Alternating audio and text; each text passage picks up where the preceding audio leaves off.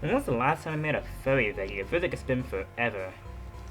Alright, so basically I want to try out a new video format. I've made all of my videos, most of them at this point, scripted because I used to do commentary so much.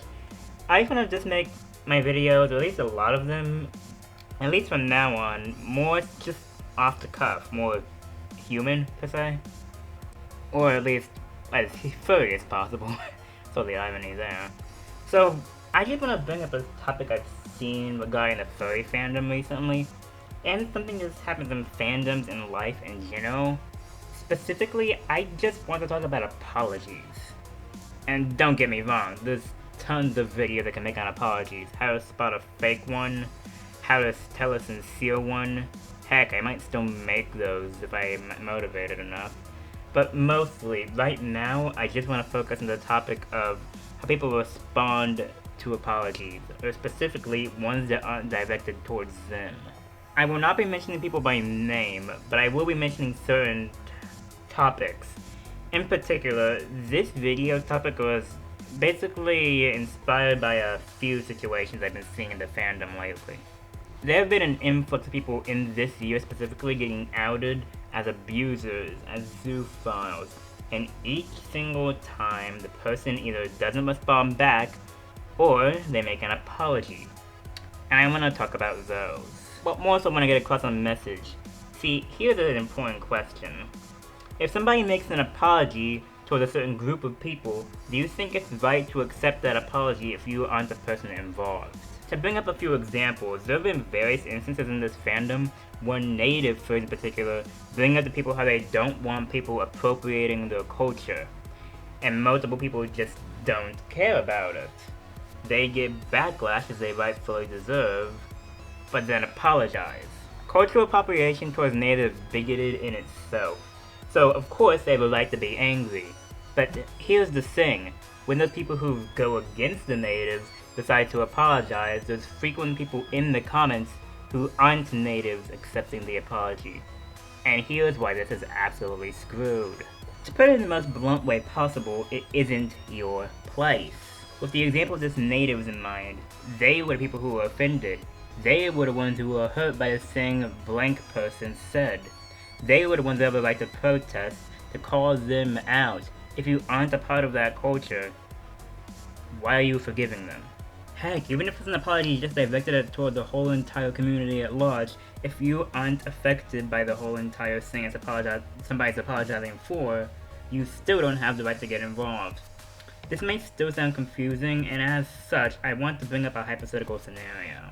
In this hypothetical scenario, imagine you're black. Okay, now imagine somebody calls you the N-word with the hard R.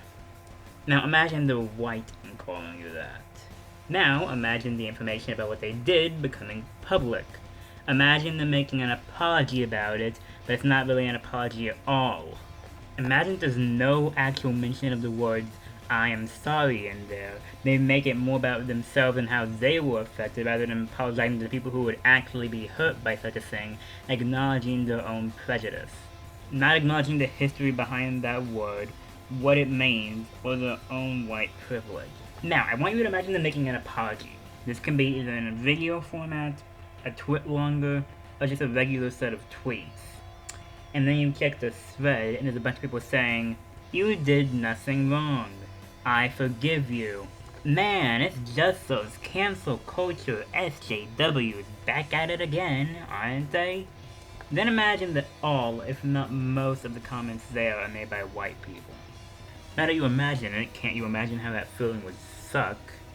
A word that they have no connection to, aside from the fact that their ancestors used it as a means to bring down black people for generations. All these comments trying to make it seem like this person did nothing wrong. Wouldn't you think that would hurt at all? It would make the person who was offended, who the slur was said to, make it seem like their own struggles, their own experiences just don't matter at all. Oh, it's fine to accept an apology, but you shouldn't be the one to accept it. Those who are affected should be the one to accept it. Whether they want to or not is their own decision. And when I say affected, I mean those that the words, slurs, hate was directed to. A culture, a race, those who the whole entire thing was about.